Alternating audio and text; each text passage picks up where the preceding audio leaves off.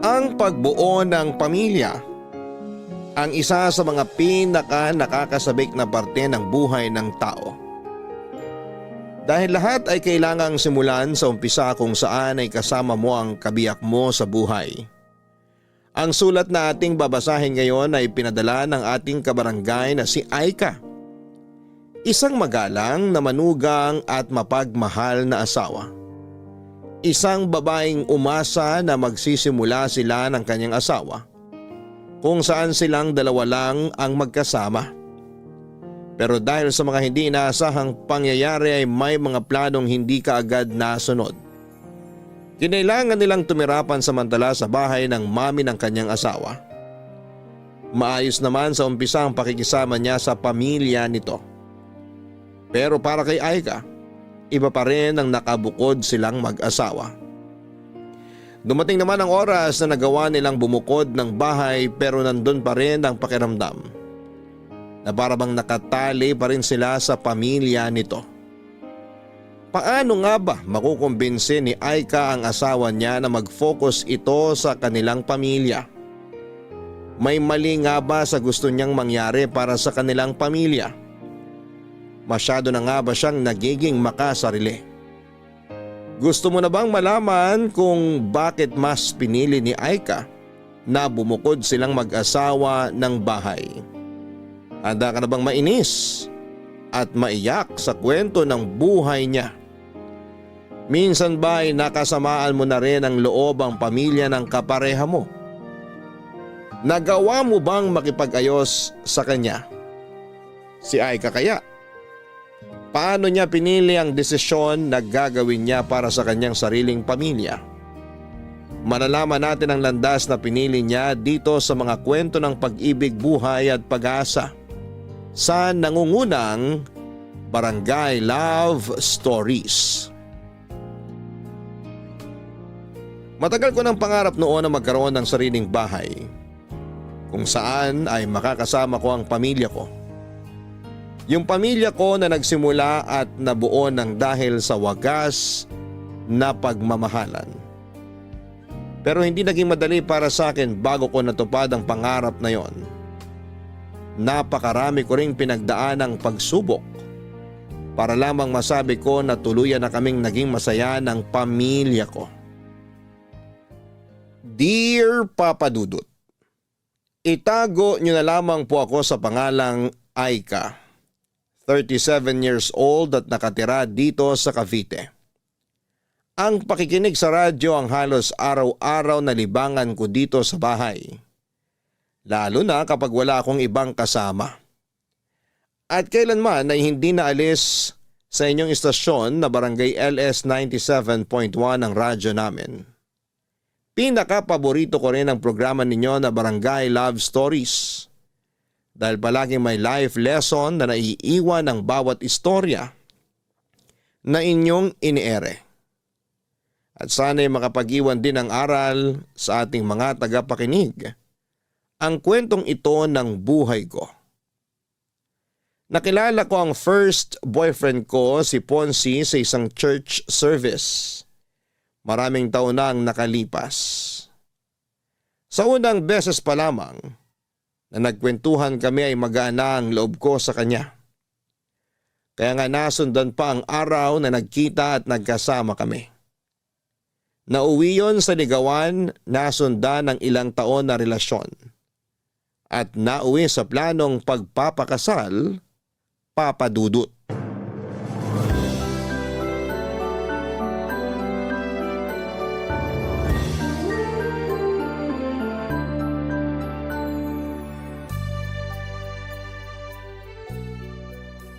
Naayos mo na bang listahan para sa invitation card na ipapaprint natin, mahal? Oo, ayos na yun. Na-double check ko na rin kagabi yung listahan. Sige, isasabay ko na sa pag-send ng email mamaya dun sa supplier na nakuha natin. Okay. Mahal, tumawag nga pala yung pinsan ko. Nagre-request siya na kung pwede raw tayo magdagdag ng vegetable dishes sa menu natin sa reception. Vegetarian kasi siya. Walang problema. May mga seafood din naman akong pinalagay sa menu para sa reception natin. Hindi rin kasi siya kumakain ng seafood. 100% vegetarian kasi siya eh. Ganon ba? May iba kasi akong kilala na vegetarian pero kumakain pa rin ng seafood. Pero ako nang bahala na magpadagdag ng vegetable dishes sa menu natin. Thank you, mahal ko. Wala yon. Iilan lang naman ang bisita sa kasal natin. Kaya gusto ko na ma-enjoy nilang espesyal na araw sa buhay natin. Ay, thank you talaga kasi palagi mong pinagbibigyan ng lahat ng request ko. Nag-give and take lang naman tayo kasi pati ikaw, pinagbibigyan mo rin naman ng mga request ko. Kagaya nung kunin nating ring bearer at flower girl yung dalawang pamangkin ko. Tapos pumayag ka rin na isama natin sa bridesmaids yung dalawang pinsan ko. Kilala ko naman sila, kaya ayos lang din sa akin. Oh, magmerienda muna kayo. Nagluto ako ng ginataang bilo-bilo para sa inyo. Ilalagay ko na tong tray ng pagkain dito sa lamesa at kumuha na lang kayo, ha? Ayan, sakto. Kasi nagugutom na rin ako sa ginagawa naming pag-aayos dito para sa kasal, Mami. Kaya nga naisipan ko na magluto ng paborito mong merienda. Thank you po, tita. Anong tita? Sabi ko naman sa'yo na mami na rin ang itawag mo sa akin. Sige po. Mami. Kukuha na po ako nitong mangkok ng ginataang bilo-bilo at nagugutom na talaga ako. Sige lang, Ponsi. May mga kailangan pa ba kayong asikasuhin o idagdag para sa kasal nyo? Halos kumpleto na rin po lahat. Hindi rin naman po kasi sobrang daming iimbitahan namin sa kasal kaya kaunti lang din ang dapat na asikasuhin. Maganda nga yung ganyan na pamilya at ilang kamag-anak at kaibigan lang ang invited. Para hindi na rin kayo masyadong mapagod sa pag-aasikaso ng lahat. Ay, ano palang balak nyo pagkatapos ng araw ng kasal nyo? Ang ibig kong sabihin, saan nyo balak na magstay habang hindi pa pwedeng tira ng bahay nyo? Napag-usapan na po namin ni Ponzi ang tungkol dyan. Uupa po muna kami ng apartment para sa aming dalawa. Tama po si Aika, Mami. May nakita na rin po ako na apartment na malapit lang din sa opisina ko. Mangungupahan pa kayo? Opo, pero yung mura at maliit na apartment lang po ang balak naming upahan pansamantala. Para rin po makatipid kami kahit paano sa gastos. Kung nagtitipid pala kayo, bakit hindi na lang muna kayo dito tumira sa bahay natin? Mas makakatipid kayo kaysa umupa pa kayo ng apartment. Tapos kapag naayos na yung bahay na pinapagawa nyo, saka kayo lumipat doon. Pwede naman po pero ang napag-usapan po kasi namin ni Ponzi, uupa na lang muna kami ng apartment para hindi kami sumiksik dito sa inyo. Ay ka, malaki tong bahay namin kaya wala kang dapat alalahanin. Wala rin namang ibang gagamit ng kwarto ni Ponzi kapag umalis siya, kaya dumito na lang muna kayo. Kesa magbayad kayo ng pang-upa sa apartment, idagdag nyo na lang yung pambayad dun sa pinapaayos nyong bahay. Alam mo, mahal, tama si Mami. Dito na lang muna tayo sa bahay namin pagkatapos ng kasal natin. Magre-resign ka na rin naman sa trabaho mo, di ba? Oo. Sakto. Hindi ka maboboard dito sa bahay kasi makakasama mo si Mami at ang mga kapatid ko kapag nasa trabaho na ako. Ano, ayos lang ba sa'yo? Sige, ayos lang. Walang problema sa akin, mahal. Papadudot ilang buwan ding nanligaw noon sa akin si Ponzi. Siya pa nga nagsabi na gusto niyang makilala ang mga magulang ko na noon ay nakatira sa Bulacan. Taga Bulacan kasi talaga ako at sa Cavite lang ako na-assign na magtrabaho. Kaya doon na rin ako halos tumira. Nang dalhin ko siya noon sa Bulacan at pinakilala sa mga magulang ko bilang manliligaw ko, kagad siyang nagustuhan ng mga ito. Natuwa sila kasi pala kwento daw si Ponzi at napaka-komportable nilang kausap ito. Pagkalipas ng 1 linggo pagkatapos ko siyang ipakilala sa mga magulang ko ay sinagot ko na rin si Ponzi, papadudot. Ang pakikipagrelasyon kay Ponzi ang desisyon na kahit kailan ay hindi ko pinagsisihan. Wala kasi siyang ibang pinaramdam sa akin kung hindi puro pagmamahalang. Ang dami niya na ring naging plano noon para sa future namin. Sa first anniversary nga namin, nagulat ako sa naging regalo niya sa akin. Kumuha na pala siya ng bahay na hinuhulugan para sa aming dalawa. Halos maiyak ako noong gabi na yon kasi pakiramdam ko. Parang nananaginip lamang ako. At ilang buwan nang lumipas, nagplano na rin kami na magpakasal. Dahil hindi pa maayos ang bahay namin noon ay tumira muna kami sa bahay ng mami ni Ponzi kasama ang kapatid niya, Papa Dudut.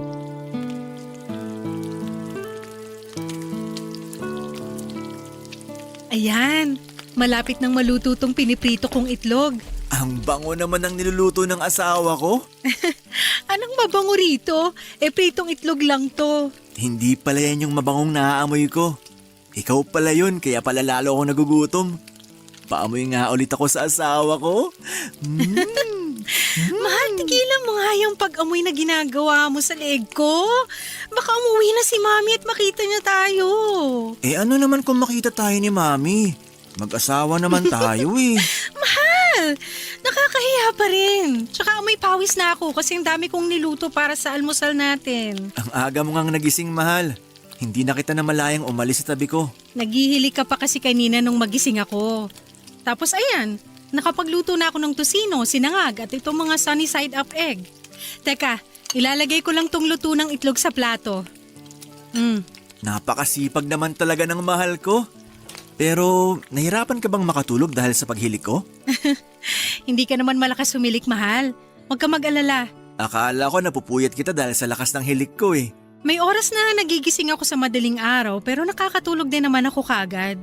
Kapag gano'n na nagigising ka ng dahil sa hilik ko, tapikin mo lang ako kahit sa braso. Kahit ilang tapik pa hanggang sa maalimpungatan ako tumigil sa paghilik. Basta wag mo lang akong sasampalin ng malakas ha. Grabe ka naman! Hindi ko naman kailangan gawin na sampalin ka pa para lang huminto ka sa paghilik mo. Baka lang kasi naiinis ka kasi nga napuputol yung sarap ng pagtulog mo. Nasanay naman na ako kaya hindi mo kailangan na mag-alala ng ganyan. Masasanay ka talaga kasi araw-araw na tayo magtatabi sa kama. Teka, magbabanyo lang pala muna ako. Sige, patapos naman na ako rito. Ipagtitimpla na rin kita ng kape mo. Okay na siguro tong 5 pritong itlog para sa amin? Ilalagay ko na sa lamesa tong plato ng mga pinrito kong itlog. Ang bilis namang uminit sa labas ngayon, oh. Oh, Aika. Hi, Mami! Saan po kayo galing? Sa Zumba session sa may clubhouse.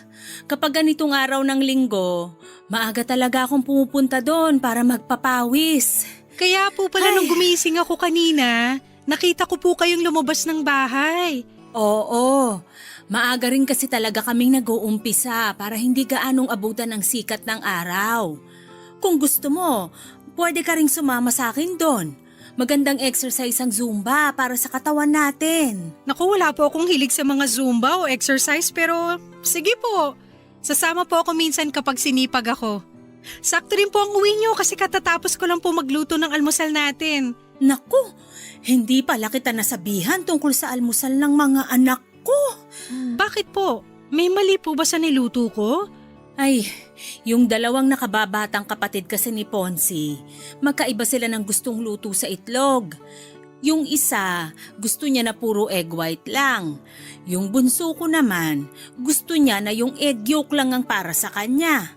Kaya kailangan na magkahiwalay ang prito ng egg white sa egg yolk. Since luto na to mga to, hindi po ba pwede na ihiwalay na lang natin yung egg yolk sa egg white? Naku, hindi nila kakainin kapag ganun ang ginawa natin. Pero sige, ako na lang ang magpiprito mamaya ng para sa kanila.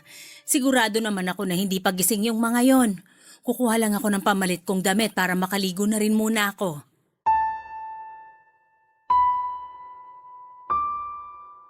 Papadudot pangalawa sa 4 na magkakapatid ang asawa ko.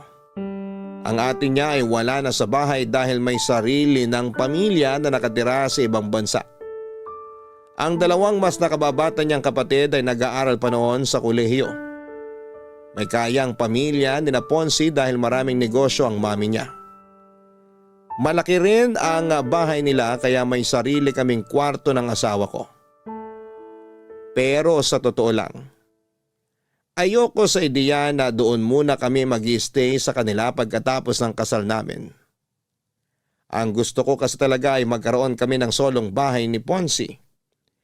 Kaya nga naiyak ako sa tuwa noong malaman ko na kumuha na si Ponzi ng bahay para sa aming 2. Isang foreclosed na bahay ang nakuha ni Ponzi, pero marami ang kailangang ayusin doon. Kaya medyo natagalan talaga ang pag-aayos niya doon. Kaya naman wala akong naging choice kung hindi ang pumayag na doon muna tumira pansamantala sa bahay ng mami niya pagkatapos ng kasal namin. Magkasundo naman kami ng mami ni Ponzi, Papa Dudut. Hindi lang talaga ako sanay na maraming kasama sa bahay. Siguro kasi solong anak ako ng mga magulang ko. At nang lumipat ako sa Cavite para magtrabaho ay solo ko rin ang apartment na tinitirhan ko noon. Pero nang tumira ako sa bahay ni na Ponzi, sobrang nanibago ako, Papa Dudut. Ang dami kasi namin sa bahay at hindi rin ako sanay na may ibang tao na inaasikaso. Tapos ay pumayag pa ako na mag-resign sa trabaho kaya palagi lang talaga akong nasa bahay. Advice din kasi ng OB ko na tutukan ang pag-aalaga sa katawan ko para mabigyan ko na kagad ng anak ang asawa ko. Ang sabi naman ni Ponce ay pansamantala lamang yon. Sa oras na maging tuluyan ng maayos na ang sariling bahay namin, lilipat na kami kaagad doon. Kaya naman wala akong nagawa kung hindi ang sumang-ayon na lamang sa kanya. Iniisip ko na lamang na maswerte ako kasi mabait ang biyenan ko. Hindi siya yung kagaya ng mga napapanood ko sa teleserye kung saan ay nagiging kontrabida ang mga biyenan. At ginagawa ko na lang ang lahat ng makakaya ko para pakisamahan lahat ng mga tao sa bahay ni na Ponzi, Papa Dudut.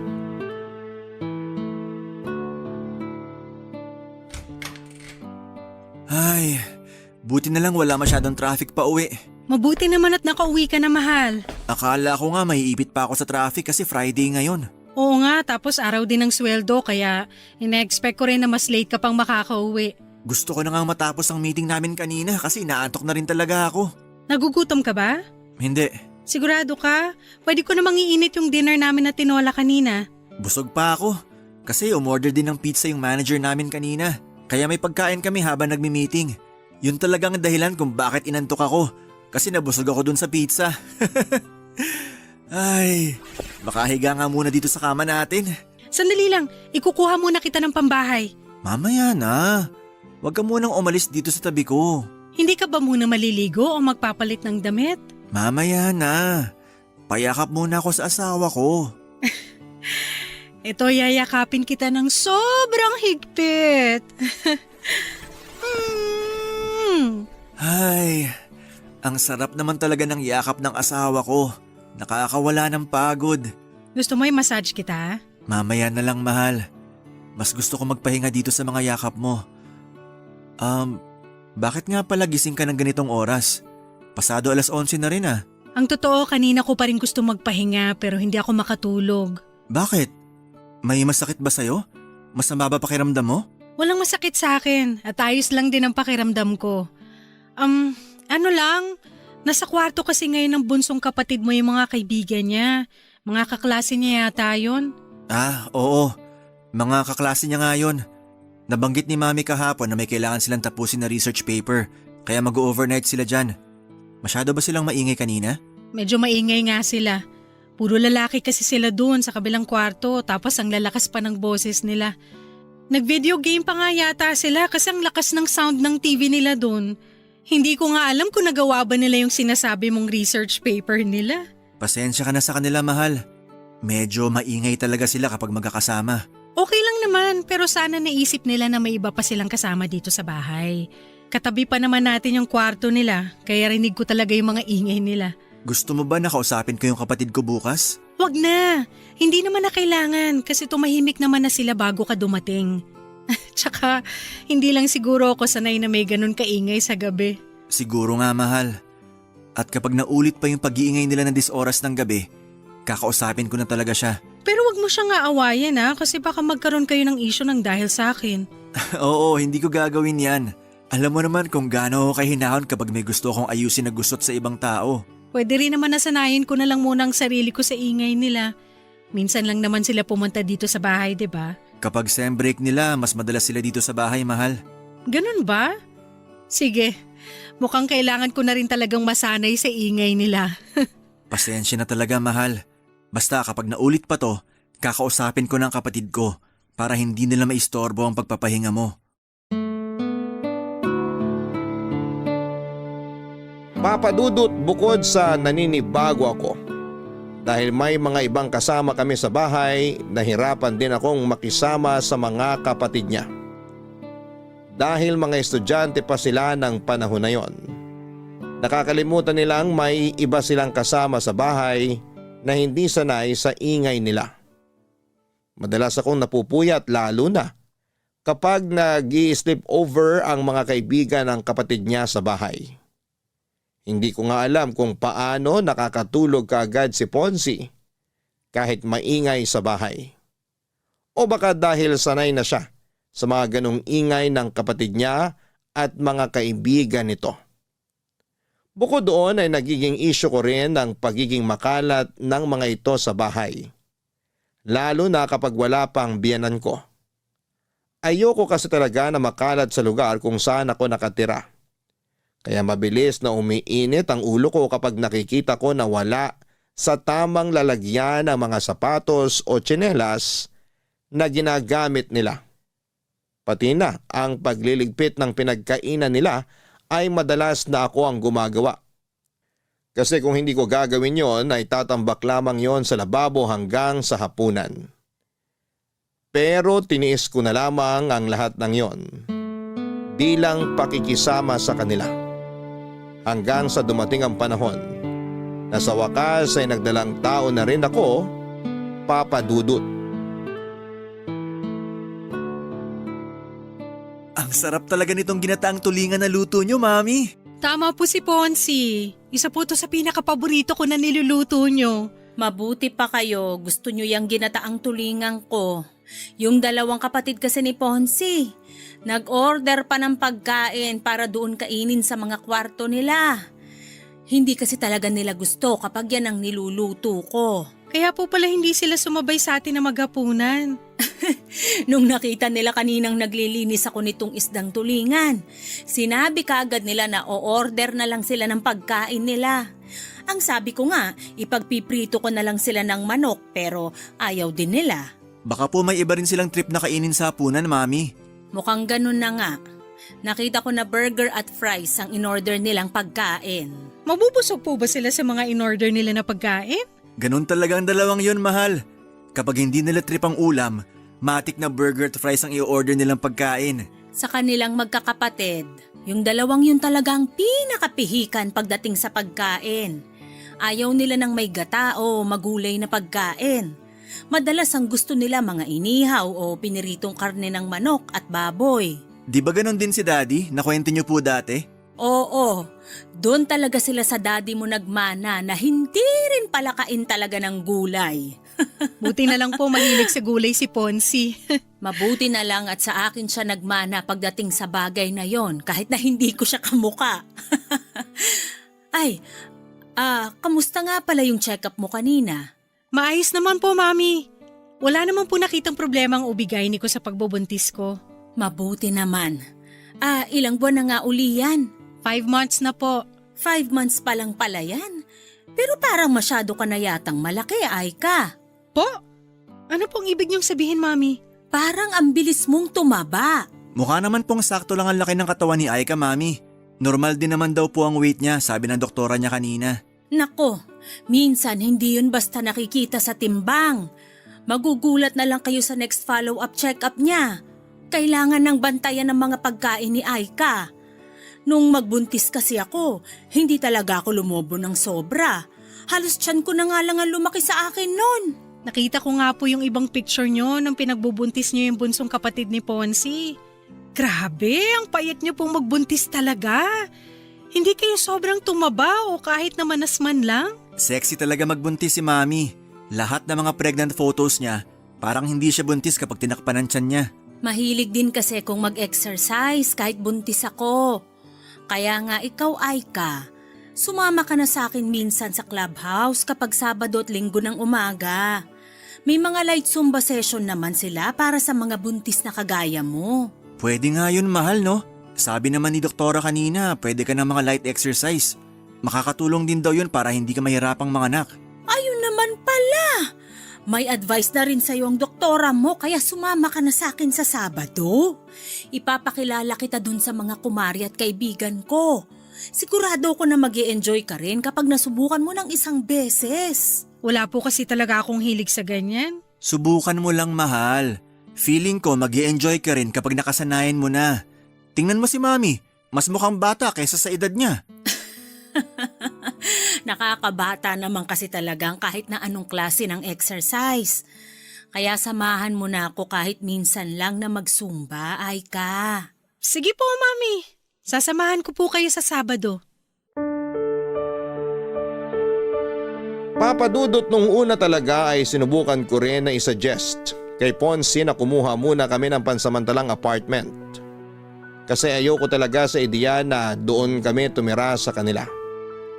Pero nang sabihin niya na malaki ang matitipid namin, kung doon muna kami sa biyenan ko ay wala na akong naisip na pwedeng idahilan para hindi sumang-ayon sa kanya.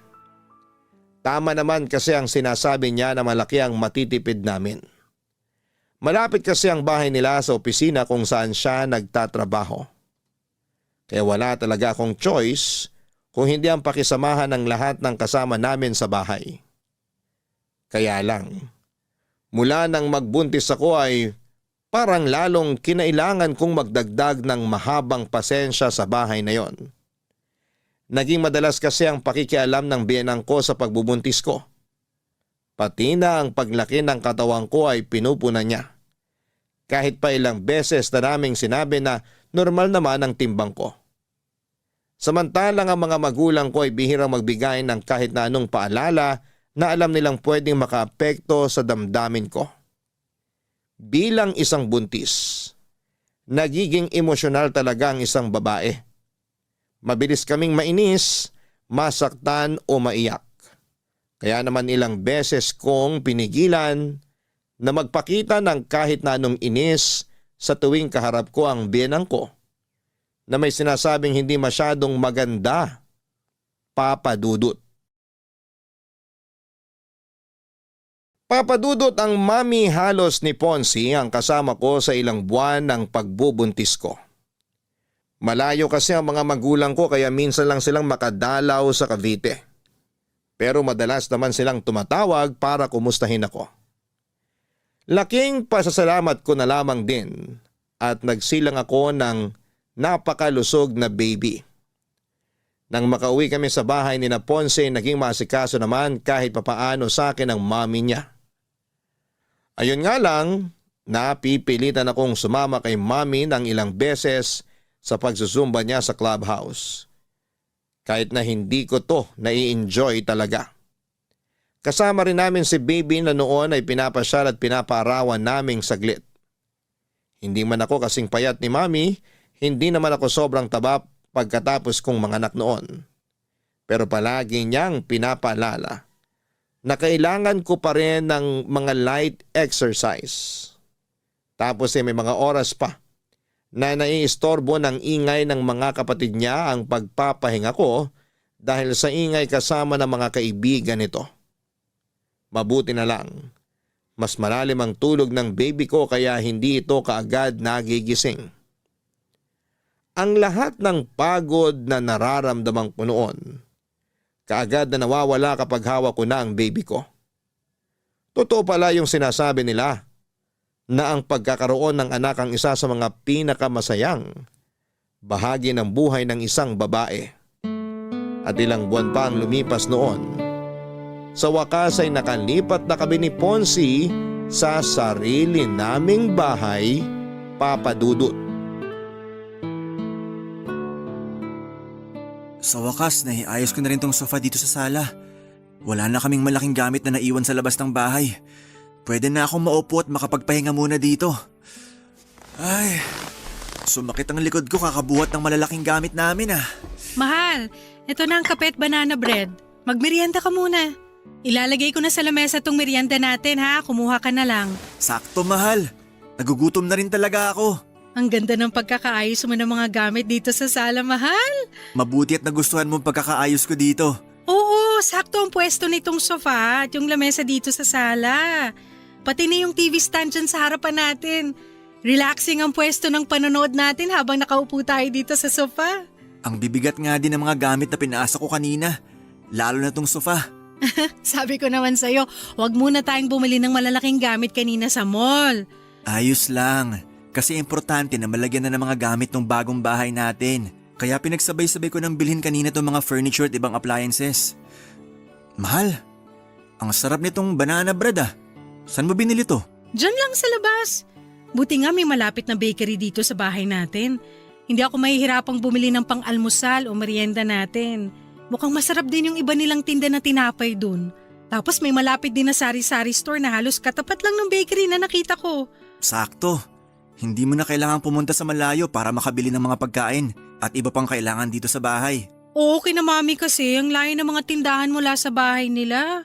Kaya hindi ako masyadong nakakalabas noon. Kaya nga kapag nag-grocery si Mami, maramihang supply na talaga ng pagkain at iba pa niyang kailangan ng binibili niya. Ayaw niya rin kasing lumabas-labas ng bahay kasi malayo talagang tindahan dun sa bahay eh. Sa bagay, nakakatamad talaga na maglakad ng malayo kung toyo o suka lang naman ang bibilhin mo.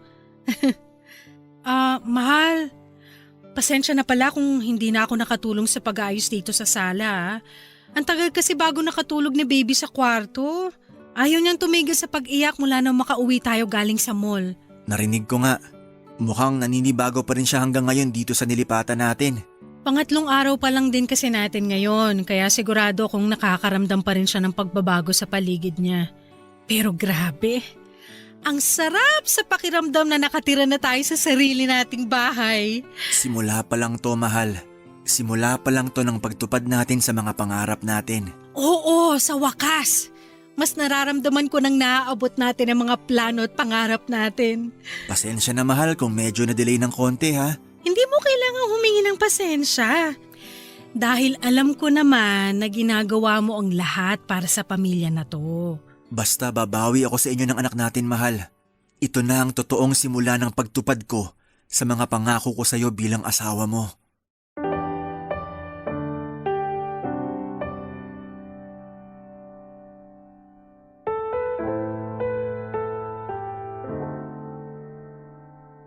Papadudot, pakiramdam ko noon ay natupad na ang isa sa matagal ko ng pangarap. Yung makalipat kami ng asawa ko sa sarili naming bahay kasama ang anak namin. Sobrang saya ko talaga at naging maasikaso ako sa mag-ama ko. Bungalow type of house nga pala ang nilipatan namin ni Ponzi. May 2 kwarto, maluwag na sala at kusina. Meron ding gate sa labas, garahe at garden kung saan talaga namang nagsimula akong mag-alaga ng maraming halaman. Maaga rin akong gumigising noon para mag-asikaso kay baby at sa almusal ng asawa ko. Bukod sa pag-aalaga sa anak namin at pag-asikaso sa bahay, ay naging libangan ko rin talaga ang pag-aalaga ng mga halaman habang nakikinig sa iyo, Papa Dudut, sa radyo. Wala na akong mahihiling pa ng panahon na yon. At akala ko, magtutuloy-tuloy na ang kasiyahan namin na yon. Pero hindi pala.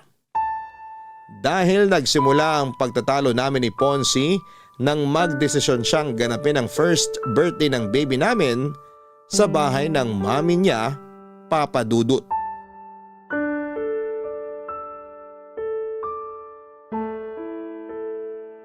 Ang dami namang hugasin dito sa lababo. Makapaghugas nga muna. Mahal? Anong ginagawa mo dito sa kusina? Hindi mo ba nakikita? Maghuhugas ako oh. Oo nga, nakikita ko.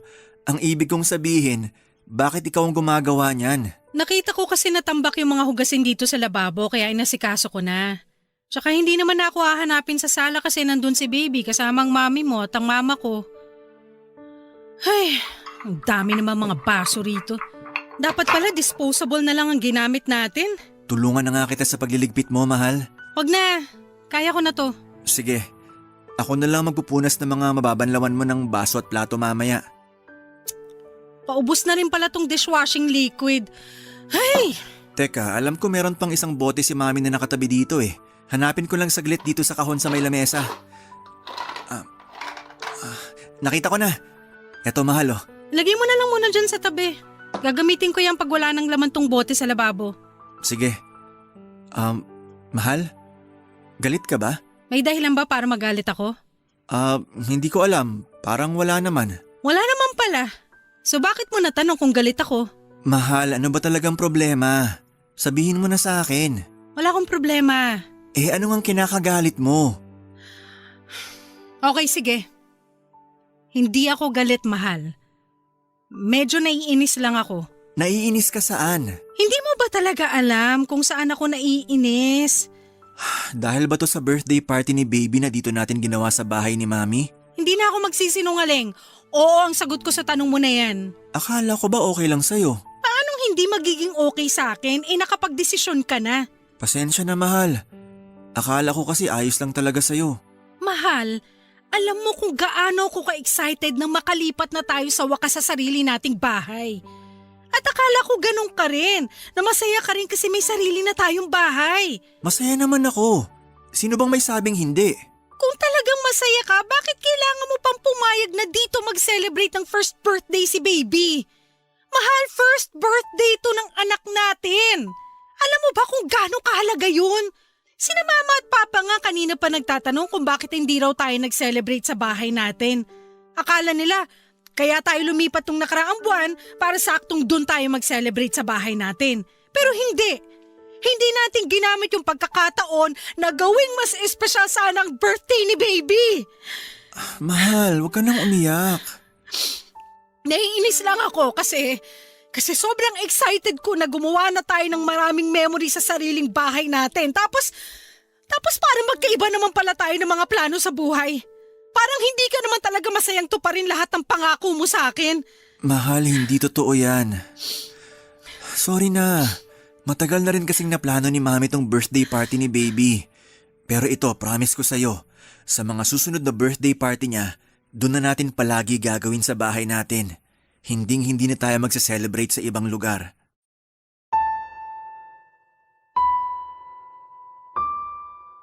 Papadudot, bago pa man sumapit ang first birthday ng baby namin ni Ponce ay marami na kaagad akong naisip na plano noon. Gusto ko na gawing espesyal ang first birthday party ng baby namin.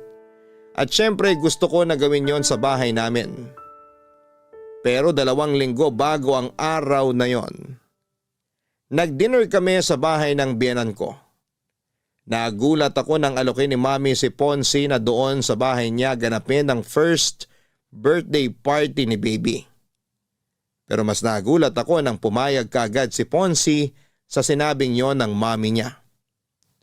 Dahil ayoko na magkaroon kami ng isyo ng biyenan ko, sumang-ayon na lang din ako sa sinabi niya kahit sobrang labag sa loob ko. First birthday kasi yon ng baby namin.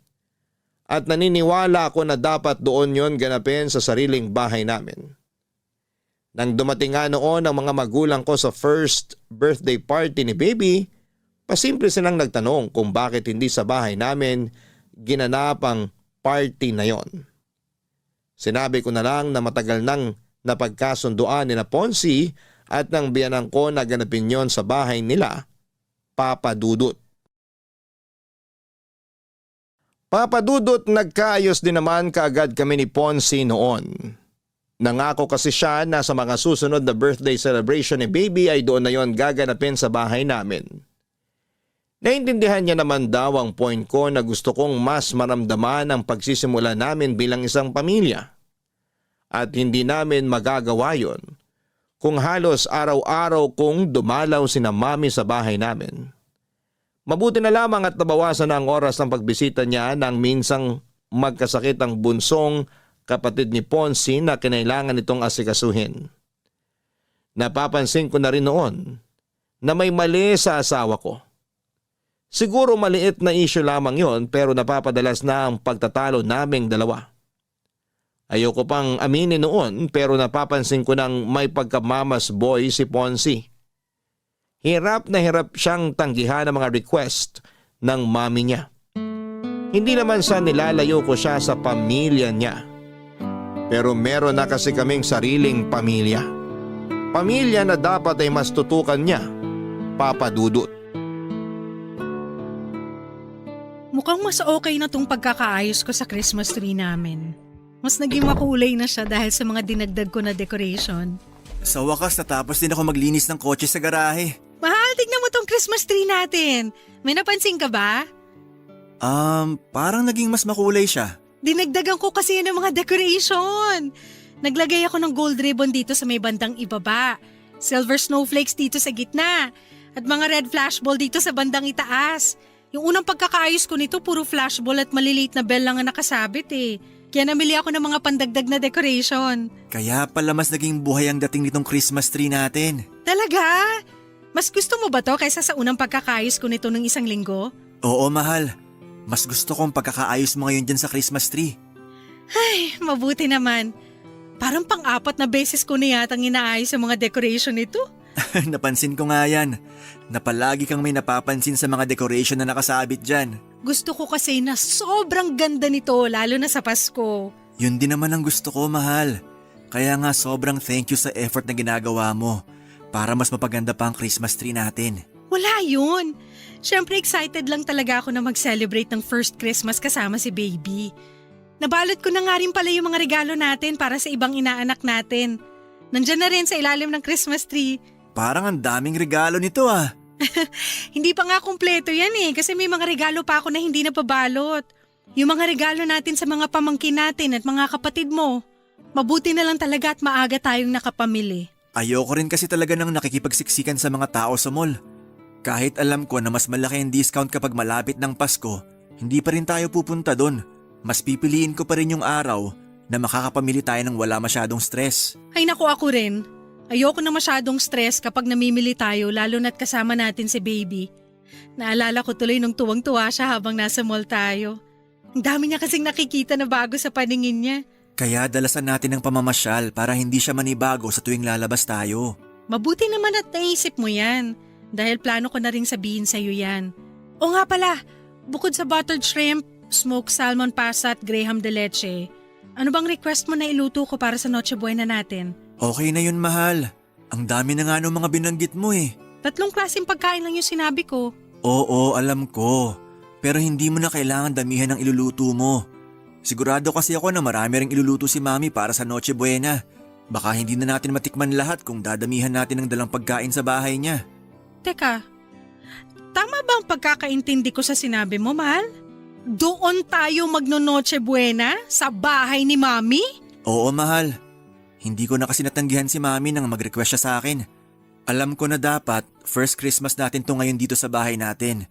Pero pagbigyan na natin si Mami kasi dito naman natin sa bahay sasalubungin ng bagong taon.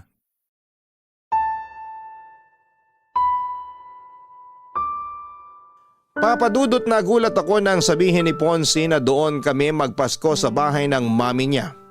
First Christmas celebration dapat namin yon sa sarili naming bahay. Pero mas pinili niya na gawin yon sa bahay ulit ng mami niya. Ang nakakainis pa doon, yung paggawa niya ng desisyon na hindi man lang tinatanong kung ayos lang ba sa akin. O siguro'y alam niya rin na hindi ako tatanggi pa. Kaya hindi niya na ako tinatanong pa. Sobrang nahirapan talaga akong itago ang inis na nararamdaman ko noon. Gustong gusto kong awayin ang asawa ko. Pero dahil ayoko na dumating ang araw ng Pasko na hindi kami magkasundo ay pinakalma ko na lamang ang sarili ko. Kahit paano ay kumalma naman ako nang mangako siya sa akin na dito kami sa sarili naming bahay magse-celebrate ng bagong taon. Tinupad naman ni Ponce ang pangako niya na yon sa akin pero ang hindi ko inaasahan noon. Kasama naming sasalubungin ng bagong taon ang mami at mga kapatid niya sa bahay namin, papadudot. Salamat sa pag-aasikaso niyo sa amin ng mga kapatid ni Ponce, Aika. Walang anuman po, Mami. Sana po nag-enjoy kayo sa pagse-celebrate natin ng bagong taon dito sa bahay namin. Siyempre naman, ang sasarap ng mga hinanda mong pagkain. Sabi ko naman po sa inyo, mas masarap na magluto ngayon ng asawa ko eh. Napansin ko rin yan sa dami ng mga nakain ko kagabi. Masarap din po yung mga dala niyong pagkain. Ang dami pa nga pong natira dito sa amin. Ayaw niyo po ba talagang dagdagan yung pagkain na iuuwi niyo sa bahay niyo? Oo nga po, Mami. Ang dami pa pong pagkain na natira dito sa amin. Ayos na yung mga binalot ko kanina at nilagay sa kotse. Alam nyo namang napakaselan ng dalawang kapatid mo. Kapag alam nilang nakailang init na yung pagkain, nawawala na sila ng gana. Grabe, ang seselan nga po talaga ng mga yan sa pagkain. Kaya nga hindi rin talaga masyadong madami ang niluluto ko para hindi masira at masayang sa bahay namin. Aika, sigurado ka ba na ikaw nang bahala sa lahat ng kalat at ligpitin na naiwan namin sa bahay nyo? Opo, Mami. Kayang-kaya na po namin ni Ponsi yun. Pasensya na at medyo naging makalat yung dalawang anak ko ha. Ayos lang po. Tuwang-tuwa naman si Baby sa kanilang dalawa kagabi. Oo nga po, hanggang ngayon ang himbing ng tulog ni baby sa kwarto namin. Namiss lang din ng mga kapatid mo yung anak mo. Kaya dalas-dalasan nyo sana ni Aika ang pagdalaw sa bahay. Sige po, Mami. Basta maluwag ang schedule ko, dadalaw po kami sa inyo. Mabuti naman kung ganon.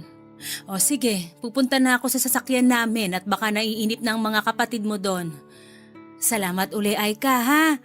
Happy New Year sa inyo. Happy New Year din po, Mami. Mag-iingat po kayo. Bye-bye. Ako na magsasara nitong gate. Sige, mauna na akong pumasok sa loob ng bahay. Unahin ko munang linisin itong mga nagkalat na unan at kumot dito sa sala.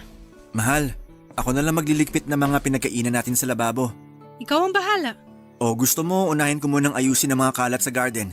Ang sabi ko, ikaw na nga ang bahala, di ba? Hindi mo naman kailangan magtaas ng boses, mahal. Tanong ka pa kasi ng tanong. Pwede naman gawin na lang kung anong gusto mong unahin. Kasi yun naman laging ginagawa mo, di ba? Wala ka naman talagang pakialam sa opinion ko o kahit ano pang sabihin ko. Mahal, alam mong hindi totoo yan. Mag-asawa tayo, kaya... Kaya bigla ka na lang gumagawa ng desisyon. At hindi mo man lang tinatanong kung okay lang ba talaga sa akin. Tungkol ba to sa pagsa-celebrate natin ng bagong taon kasama sina Mami? Oo! Ay ka, tinanong naman kita tungkol doon at ang sabi mo, ayos lang nakasama natin sila na salubungin ng bagong taon. Ponsi, tinanong mo yan sa akin nung nandyan na sa labas sina Mami. Alangan namang humindi ako at palisin ko sila, di ba? Alam mo, akala ko talaga naiintindihan mo na ako pero hindi pala! Sorry, akala ko talaga walang issue sa'yo na kasama natin ang pamilya ko. Wala naman talagang issue sa akin na makasama natin sila. Ang issue dito, hindi mo pinapaalam sa akin na maayos yung mga desisyon na ginagawa mo. Akala ko ba dalawa tayo sa relasyon na to? Pamilya tayo, di ba? Bakit hindi ko maramdaman yon? At bakit ayaw mo hayaan na makapagsimula tayo ng tayo lang ng anak natin? Ponsi, hindi naman sa pinagdadamot kita sa pamilya mo. Pero sana naman, hayaan mo na makapagsimula tayo ng tayong tatlo lang ng anak natin. Yung tayong tatlo lang dito sa sarili nating bahay. At hindi natin magawa yon kung palagi tayo nakadikit sa mami mo. Yun lang naman ang hinihiling ko. At sana maintindihan mo kung bakit hinihiling ko to sa'yo. Papadudot bago dumating ang mami at mga kapatid ni Ponsi ay nakapagluto na ako ng handa para sa amin. Simple lang ang mga niluto ko kasi tatlo lang naman kami noon sa bahay. Yun pala ay mali ang inaasahan ko na mangyayari sa pagsalubong namin ng bagong taon. Nagulat na lamang ako ng bandang 8:00 ng gabi noon ay dumating ang biyenan at mga bayaw ko. Ang dami nilang dalang pagkain at doon pa lang, alam ko na kaagad ang plano nilang gawin. Nang makita ni Ponsi ang pagtataka sa mukha ko ay ngumiti lang siya at sinabi niya sa akin na tumawag raw sina Mami para sabihin na on the way na ang mga ito papunta sa bahay namin. Kumbaga hindi na rin siya nakatanggi sa mga ito. Wala naman akong pinakitang hindi maganda sa Mami at mga kapatid ni Ponsi ng gabi na yon. Kagaya ng dati pinilit ko na lang na pakalmahin ang sarili ko at pakisamahan sila. Pinilit kong gawing natural ang ngiti sa mga labi ko at ang tono ng boses ko sa tuwing kausap ko sila. At bago tuluyang sumikat ang araw kinabukasan ay nagpaalam na rin silang uuwi na sa bahay nila. Hanggang sa mga oras na yon, pinapakalma ko pa rin ang sarili ko. Kasi ayoko magkaroon kami ng issue ng manugang at mga bayaw ko. Mukha namang nag-enjoy sila noon sa bahay at hindi nila naramdaman na may inis na akong pinipigilan noon. Hindi naman sa nagiging unfair ako kasi parang nilalayo ko na si Ponce sa pamilya niya. Pero gusto ko lang talaga papadudot na maintindihan ni Ponce kung paano kami dapat na magsimula. Na hindi kami pwedeng laging nakadikit sa pamilya niya. Na dapat sinasali niya ako sa paggawa ng mga desisyon na makakaapekto sa akin at sa anak namin. Masasabi ko na yon ang pinakamalalang naging pagtatalo namin noon. Kasi pakiramdam ko, hindi niya pa rin ako sinasama sa bawat desisyon na ginagawa niya. Pagkatapos ng araw na yon ay sinuyo ako ni Ponce at humingi siya ng sorry sa akin, Papa Dudut. Inamin niyang naging pagkakamali niya sa relasyon namin. At nangako siya na mas magiging responsable siya bilang asawa ko at daddy ng anak namin. Masasabi ko naman na tinupad niya yon dahil pagkatapos ng araw na yon ay nagagawa na niyang tanggihan ang mga request ng mami niya na pumunta kami sa kanila. O kapag gusto nitong pumunta sa bahay namin. Gumagawa ng dahilan ng asawa ko para hindi yon matuloy. Hindi naman namin sila iniiwasan sa lahat ng oras. May mga araw rin na pinagbibigyan namin sila. Pinaparamdam lang namin na mas gusto naming simulan ang pamilya namin nang hindi kami umaasa sa ibang tao. Salamat po Papa Dudut kung sakali man na mabasa ninyo ang sulat kong ito. Sana'y nakapag-iwan ng aral ang kwento namin ng asawa ko. Hindi masama ang matutunan nating bumukod para makapagsimula ng isang bagong buhay at pamilya. Hanggang dito na lamang po ang kwento ko. And more power sa inyong programang Barangay Love Stories. Ang inyong forever kapuso at kabarangay, Aika. Maraming salamat Aika sa tiwala at oras na ibinigay mo para makapagbahagi ng iyong kwento dito sa aming programang Barangay Love Stories. Totoong hindi naging madali ang mga pinagdaanan mo, lalo na sa pagsisimula ng iyong pamilya. Pero humahanga ako sa naging katatagan na ipinakita mo para maabot ang iyong mga pangarap. Tandaan mo na hanggat alam mong wala kang sinasaktan o tinatapakan na ibang tao kailanman, ay hindi mali ang desisyon na pinipili mo, lalo na kung ito ay para sa kasiyahan ng iyong pamilya. Hanggang sa muli, ako po ang inyong si Papa Dudut sa mga kwento ng pag-ibig, buhay at pag-asa sa Barangay Love Stories number 1. Barangay Love Stories. Barangay Love Stories. Anong say mo sa Barangay Love Stories na ito? Pagkwentuhan natin sa comment section yan. Sabay-sabay nating pakinggan ang iyong kwento ng pag-ibig, buhay at pag-asa. Ipadala lang sa barangaylovestories@yahoo.com. Nagustuhan ng iyong napakinggan? Ituloy yan via live stream sa www.gmanetwork.com/radio.